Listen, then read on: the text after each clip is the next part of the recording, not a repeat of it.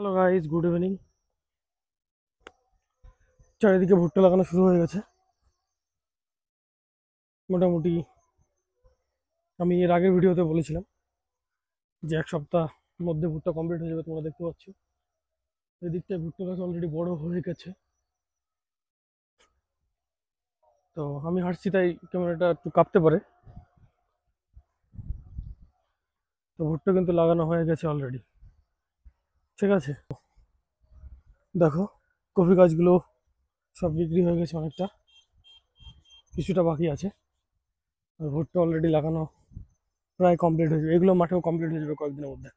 এই গাছগুলো স্বর্ণলতা বলে, এটা গ্রামে প্রচুর দেখা যায়। আর এগুলোর কাটাও গায়ে লেগে যায় মানুষের।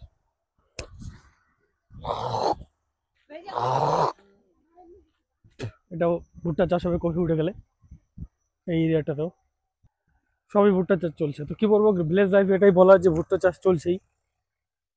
আমরা একটু এই, তো যাই হোক, এখানেও চাষ হচ্ছে, দেখতে পাচ্ছ ট্রাক্টর দিয়ে, ধান রয়েছে তবুও চাষ হয়ে যাচ্ছে।